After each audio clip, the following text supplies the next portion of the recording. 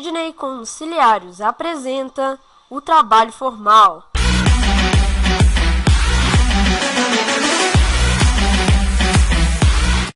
O trabalho formal é uma prática que foi introduzida no Brasil tardiamente, apenas a partir do governo de Getúlio Vargas.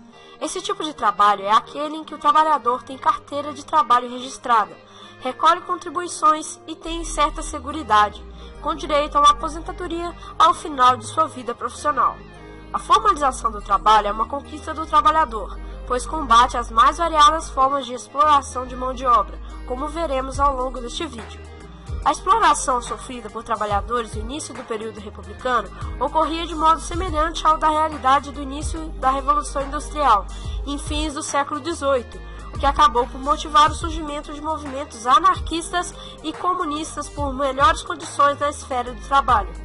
Mesmo com tais organizações, a formalização do trabalho apenas começou a se efetivar com Getúlio Vargas, responsável por introduzir as leis trabalhistas e a carteira de trabalho no Brasil. A formalização dos trabalhadores rurais, por sua vez, tardou a ocorrer, já que a resistência da classe oligárquica ainda era significativa, assim como sua participação na atividade econômica do país. Essa situação se resolveu a partir da ditadura militar, entre 1964 e 1985, sob condições semelhantes àquelas existentes no governo de Getúlio Vargas. Em 1971, foi criado o Fundo Rural, com o objetivo de regularizar o trabalho rural, dando assistência a essa categoria de trabalhadores, ainda que latifundiários e trabalhadores rurais não arcassem com os custos adicionais de mão de obra. Existe uma relação direta entre trabalho formal e expansão da atividade econômica. Afinal, se vários setores da economia crescem, passam a necessitar de maior quantidade de trabalhadores, o que acaba por aumentar o trabalho formal e, ao mesmo tempo, a contribuição desses trabalhadores para garantir a própria seguridade. Entretanto, em períodos de crise econômica, a tendência é de redução da formalidade e do emprego, mas não obrigatoriamente na mesma proporção, já que muitos trabalhadores aceitam trabalhar na informalidade para manter o emprego e a respectiva remuneração salarial.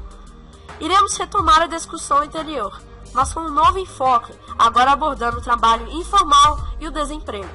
O trabalho informal é a atividade em que o trabalhador é autônomo, não possuindo vínculos com a empresa nenhuma ou qualquer forma de registro, de modo que o trabalho exercido implica exclusivamente uma remuneração, sem proteção social e sem que isso signifique maiores ganhos.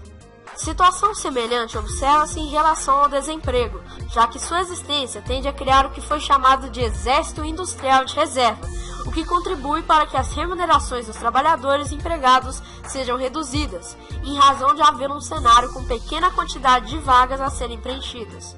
Assim, tanto o trabalho informal quanto o desemprego são práticas que contribuem para a maior exploração da mão de obra do trabalhador dentro do sistema capitalista.